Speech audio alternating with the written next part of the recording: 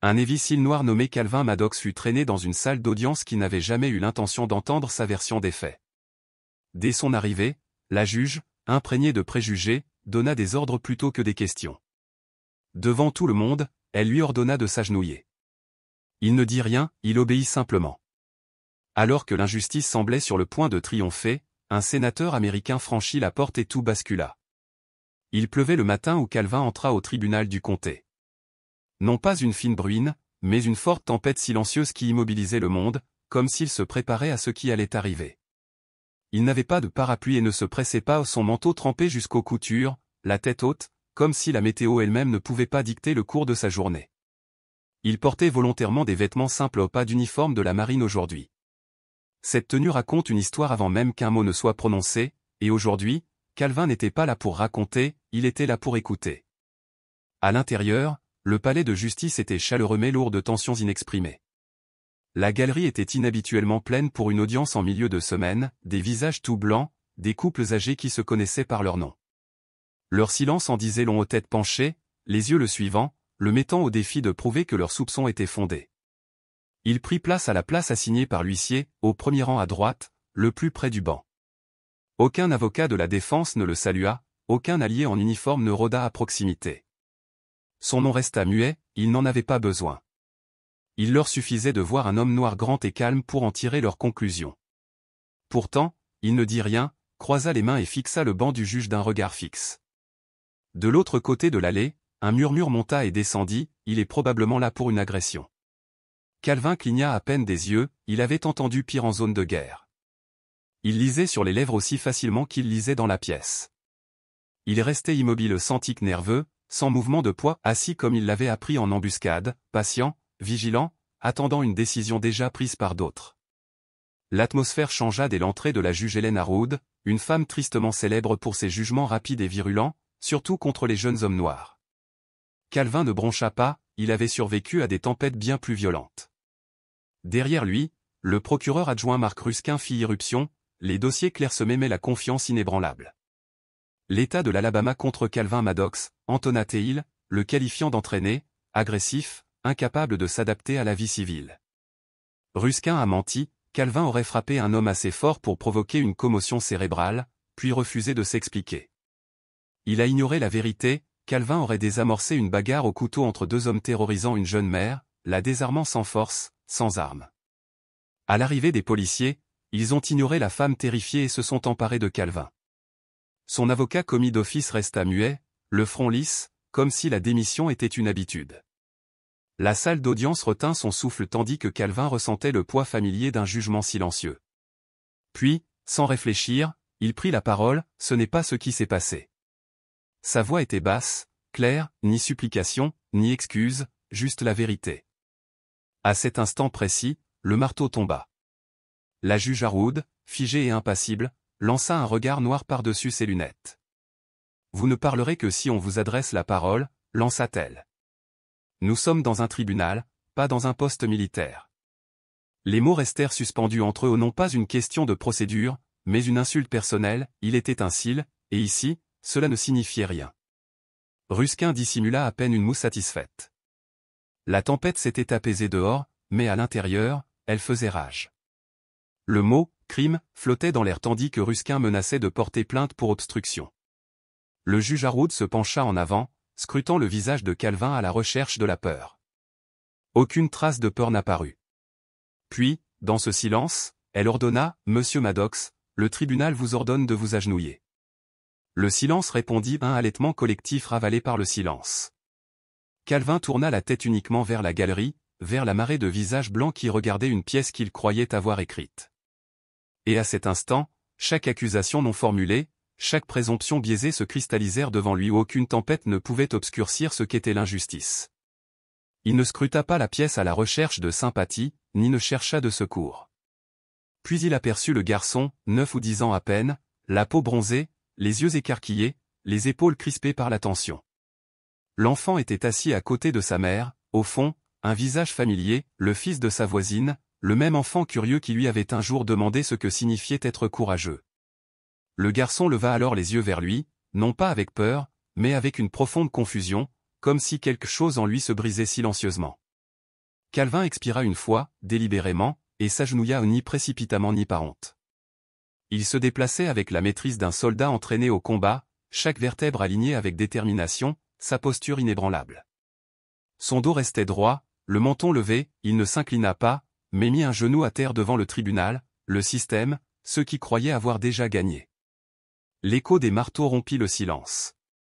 Que le procès-verbal soit consigné, entonna Harwood d'une voix glaciale. L'accusé obéit. Un léger bruissement parcourut la galerie, au juste le glissement d'un inconfort sur des sièges en bois, mais pesants. 2 rangs plus haut, quelqu'un murmura, « Est-ce là la justice ?» Une femme près de l'allée se leva, les doigts crispés sur son manteau, comme si elle ne supportait plus de rester assise. L'adjoint près du mur se tendit, la main portée à sa ceinture non pas par peur, mais par perplexité. La salle ne s'embrasa pas, elle se décomposa.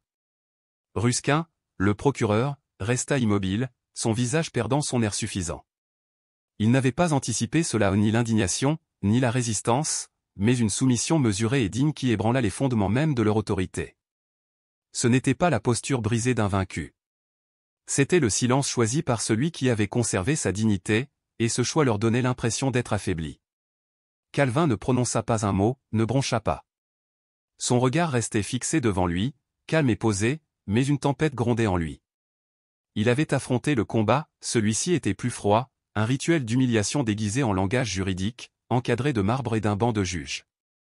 Alors même que le système tentait de le replier sur lui-même ou de le rapetisser, de le faire se recroqueviller, il refusa leur demande. Il s'agenouilla sans capituler. La salle d'audience ressentit le changement, subtil comme une fine fissure s'étendant sous la vitre, grandissant à chaque respiration silencieuse. Après un long moment, Harwood le relâcha.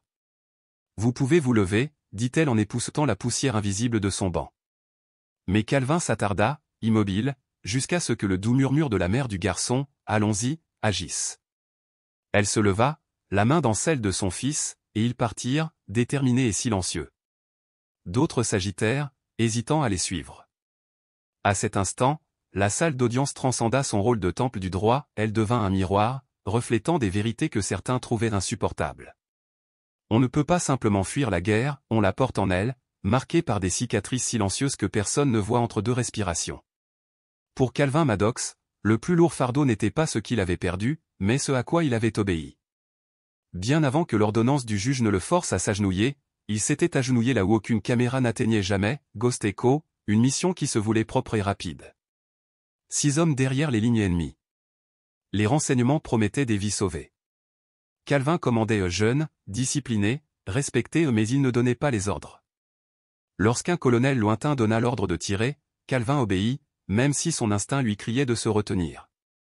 3 hommes ne revinrent pas. Parmi eux se trouvait Lucas Bishop, noir comme lui, fils de mécanicien, loyal, fraîchement marié. Calvin porta seul le corps de Lucas, le silence de cet instant, la chaleur, le silence le hantrait à jamais. On lui offrit la Navy Cross. Il refusa tout, ni cérémonie, ni appel téléphonique, ni médaille. Il demanda une séparation anticipée, invoquant des raisons personnelles, et s'enfuit dans une petite ville du sud où personne ne posait de questions. Il acheta un camion qui toussait tous les matins, mais qui ne s'arrêtait jamais. Il reconstruisit un vieux gymnase, se porta volontaire pour des collectes de nourriture, répara des clôtures. Il ne parla jamais de la Navy ni ne corrigea les préjugés sur un homme discret aux mains fortes. La vérité, il le savait, ne pouvait être partagée autour d'un café sans trembler. Il plia son uniforme une fois et le scella, non pas par honte, mais parce qu'il ne croyait plus à son éclat. Il aimait toujours son pays, mais il avait cessé de croire que le système l'aimait en retour. Il avait vu comment l'obéissance aveugle coûtait des vies, comment le silence pouvait être plus sûr que la droiture, comment les médailles n'arrêtaient pas les balles. Quand les gens le remerciaient vaguement pour son service, il hochait la tête. Quand les adolescents l'interrogeaient sur le combat, il souriait et changeait de sujet. Pourtant, dès qu'un problème survenait, un enfant disparu, un vétéran bloqué en hiver, une mère en panne sur une autoroute pluvieuse, ils appelaient Calvin. Il venait toujours, réparait ce qui était cassé et repartait sans chercher à être félicité. Il ne cachait pas son passé, il le protégeait. Il avait vu des hommes de bien ensevelis sous les ordres et le silence. Alors, quand, ce jour-là, à l'épicerie, les policiers contournèrent l'homme blanc au couteau et s'en prirent à lui, le protecteur serein, une force ancienne s'éveilla en Calvin. Il n'a ni protesté ni crié, car le système ne craint pas le tapage. Il craint le silence inflexible d'un homme qui refuse de broncher. Plus tard, lorsque le tribunal a transformé son silence en culpabilité, il a oublié que son silence avait autrefois permis aux hommes de survivre au feu. Il a oublié que le silence peut honorer ceux qui sont tombés.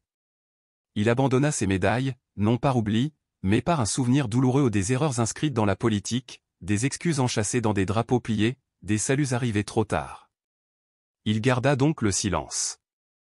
Non par faiblesse, mais parce qu'il comprenait que parfois, le plus grand pouvoir réside dans l'écoute suffisamment longue pour savoir qui ment.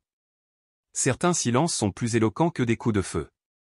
Calvin Maddox était agenouillé au centre de la salle d'audience, les mains posées sur ses cuisses, le dos droit, le regard fixé vers l'avant, mais pas vers le bas. Le banc sous lui était vieux, rayé, froid, pourtant, il ne bougea pas. Il s'agenouilla pour quelque chose d'invisible pour tous.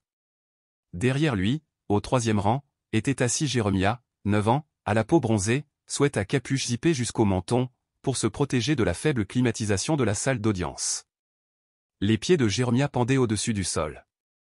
Il ne clignait pas beaucoup des yeux. C'était le garçon dont la mère avait été plaquée contre une étagère du magasin du coin jusqu'à ce que Calvin intervienne calme, précis, sans faire couler le sang. La police ne l'avait pas cru, la caméra, les bleus. Ils avaient arrêté le mauvais homme. Jérémia connaissait la vérité, et pourtant personne ne lui avait posé de questions. Le garçon prit donc un stylo que Calvin lui avait donné, un stylo à agrafe argentée et, au dos d'une vieille enveloppe, il écrivit en lettres capitales « Tu as sauvé ma mère. Je l'ai vu. » Personne d'autre ne l'a remarqué. Mais Calvin, si. Il hocha simplement la tête, subtilement et brièvement. Pour Jérémie, c'était tout, une promesse muette, je ne suis pas brisé, et toi non plus. L'atmosphère de la salle d'audience changea une fois de plus, comme l'air avant la tempête. Peut-être était-ce la voix de la juge qui se brisait à la page suivante, ou les éclaircissements de gorge de Ruskin à 2 reprises, l'assurance chancelante. Peut-être était-ce la vieille dame près de la sortie qui murmurait « ça ne va pas », ou le regard de l'adjoint vers Calvin, comme s'il reconnaissait quelqu'un qu'il avait connu. Mais le changement le plus profond se produisit chez le garçon. Jérémie se redressa, les jambes immobiles, la concentration intacte. Il observait Calvin avec le regard résolu d'un enfant choisissant son futur héros. Et là, agenouillé, meurtri mais inflexible, Calvin Maddox se tenait tel que Jérémie l'avait rarement vu, un homme qui s'agenouillait non pas en signe de reddition, mais de défi. Car certains hommes s'agenouillent pour la justice, d'autres, peut-être, pour qu'un enfant n'ait jamais à le faire. Et à ce moment-là, le poids de l'injustice ne reposait pas seulement sur les épaules de Calvin, c'était son fardeau à porter pour qu'un plus petit, un plus vulnérable, puisse s'en sortir libre. La vérité n'a pas de trompette, elle attend en silence, enveloppée de raison, espérant contre toute attente qu'un homme au pouvoir lui prêtera l'oreille. Mais dans cette salle d'audience, personne n'a écouté. Le témoin à charge était Daniel Kerr, un homme blanc d'une quarantaine d'années dont la voix polie ne trahissait aucune des incertitudes que l'on pourrait attendre de quelqu'un prétendant avoir assisté à une bagarre au couteau depuis l'autre côté d'un rayon de supermarché. Il leva la main, prêta serment, puis mentit. Il insista sur le fait que Calvin Maddox avait frappé le premier, que Calvin était agité, menaçant, agressif. Il se sentait en danger, dit-il. Aucune vidéo ne corroborait son récit, les caméras du magasin étaient opportunément en maintenance, et la vidéo d'un adolescent avait disparu comme pièce à conviction. Pourtant, Kerr parla sans interruption, sans avertissement du juge, sans objection du procureur, car la vérité, apparemment, se joue sur certaines couleurs de peau. Calvin resta silencieux, observant Kerr sans une once de surprise ni de colère, juste la reconnaissance lasse d'un homme qui a vu cette scène se répéter trop de fois, avec des noms différents, des visages différents, mais toujours la même fin. Lorsque Kerr eut terminé, le juge jeta un coup d'œil à Calvin et lui demanda, plus par formalité que par invitation, « Souhaitez-vous répondre ?» La réponse de Calvin fut calme et mesurée, « Vous n'étiez pas là. » Sans fioriture, sans défense, juste un fait sans phare. L'avocat adjoint Marc Ruskin se pencha en avant, un sourire narquois intact. « Et vous n'êtes pas avocat » ricana-t-il, provoquant un rire qui fit mal. La juge Harwood ne réprimanda pas le procureur ni ne défendit l'accusé. Au lieu de cela, elle tapota son marteau et déclara « Ce tribunal reconnaît la validité du témoignage de l'accusation. Nous allons avancer. » Comme si avancer et dépasser la vérité était indissociable. Dehors, la pluie avait enfin cessé. À l'intérieur, le silence semblait éternel. Calvin ne protesta pas, il savait ce qui arrivait aux hommes comme lui lorsqu'ils élevaient la voix dans des pièces qui ne leur étaient pas destinées. Aucun contre-interrogatoire ne suivit. Son avocat commis d'office était assis, tapotant son stylo, dans un rythme qui murmurait la reddition. Puis, dans le silence pesant, le poids se déplaça, la femme de la galerie murmura, « Ce garçon a sauvé quelqu'un. Pourquoi cela n'a-t-il aucune importance ?» Mais personne ne répondit. Soit ils n'entendirent pas, soit ils n'osèrent pas. Calvin a tout entendu. Son silence est devenu un témoignage, non pas de défaite, mais de survie. La vérité ne hurle pas, elle perdure, enfouie sous la paperasse et les échéanciers, jusqu'à disparaître complètement. La loi n'a pas besoin de mentir pour être cruelle, parfois, elle détourne simplement le regard. Il se laissa aller en arrière, les menottes froides contre ses poignets, les genoux douloureux sous l'effort silencieux. Son regard dérivait au-delà du juge, au-delà du regard moqueur de Ruskin, au-delà des murmures qui tourbillonnaient autour de lui. Puis la porte s'ouvrit en grinçant, et des talons claquèrent sur le sol de marbre. C'était un bruit délibéré, certain, le genre de bruit qui exige l'attention avant même l'arrivée de la personne. Les têtes se tournèrent. Les murmures s'amplifièrent. Puis le silence retomba dans la pièce. La sénatrice Diana Klein se tenait sur le seuil, grande, posée, vêtue d'un tailleur blanc immaculé malgré la tempête, une présence qui faisait penser à un baromètre qui chute avant la tempête. Un dossier sous le bras et son téléphone à la main, elle s'avança vers le banc, le pas posé, l'air impassible. Juste 2 mots, dit-elle en déposant le dossier bleu marine scellé hors devant le juge. Vous devez lire ceci. Le regard du juge Harwood parcourut les pages et se vida de toutes couleurs. Page après page, des secrets estampillés, classifiés, Calvin Maddox, commandant de l'opération Ghost Echo, une mission secrète effacée des archives du Pentagone, 2 fois décoré des registres, l'un des 3 seuls SEAL à avoir mené une extraction civile sans une seule victime. En page 4, la signature du sénateur à côté de son nom au quart 15 ans auparavant, dans un village sans nom, il l'avait guidé à travers une zone de destruction, tel un gardien silencieux dans l'obscurité. La salle d'audience resta figée. Les protestations de Ruskin s'éteignirent sur son visage lorsque Klein le coupa, tout ce qui figure dans ce dossier est antérieur à votre carrière. Vous n'avez pas l'autorisation de le contester. Puis, se tournant vers la galerie, d'une voix basse mais sonore, cet homme a fait plus pour ce pays dans l'ombre que la plupart des gens en plein jour. Vous n'aimez peut-être pas son apparence, vous ne comprenez peut-être pas ses manières, mais le forcer à s'agenouiller ici aujourd'hui ne l'a pas humilié. Vous vous êtes couvert de honte. Personne n'osa bouger. Le marteau resta intact. Le visage de Ruskin pâlit, les lèvres d'Harwood s'entr'ouvrirent, puis se refermèrent. La posture de Calvin changea légèrement, mais son regard, sans ciller, croisa celui du sénateur avec une sorte de reconnaissance. À cet instant, il redevint humain, non plus un accusé, mais un homme dont la dignité avait été oubliée jusqu'à ce qu'elle le leur rappelle. Klein se retourna et partit aussi silencieusement qu'elle était arrivée. La scène qui suivit se déroula comme le calme après la tempête, l'air sembla se purifier, le souffle revenant à chaque poumon. Quelqu'un dans la galerie murmura, parfois, la justice porte des talons et un dossier confidentiel. Ces mots flottèrent dans le silence. Quelques minutes plus tard, des photos ont fait surface, Calvin, agenouillé avec grâce, la tête haute, les yeux fixés non pas sur ses accusateurs, mais sur un petit garçon dans la galerie dont le mot froissé portait « Tu as sauvé ma mère ». Au matin, This is America était devenu une tendance en ligne. Des commandants à la retraite ont prononcé son nom. Des groupes de défense des droits civiques ont relayé l'image, 3 mots simples faisant écho à la conscience d'une nation. Harwood a demandé un congé à durée indéterminée, invoquant un « épuisement mental ». Pas d'excuses, pas de déclaration, juste une absence. Ruskin a continué à défendre ses actes, mais son téléphone a cessé de sonner, son nom n'a plus ouvert de porte. Les archives enfouies ont révélé une tendance récurrente, des témoignages manquants, des accusations fragiles au pas de preuves irréfutables, juste un silence voilé. Calvin n'a jamais parlé à la presse. Klein lui a demandé s'il allait porter plainte, il a secoué la tête. La justice n'est pas une punition. C'est une question de mémoire, a-t-il dit doucement. Il voulait que la photographie perdure, le garçon, l'agenouillement, la force tranquille qui résonnait plus fort que n'importe quel verdict.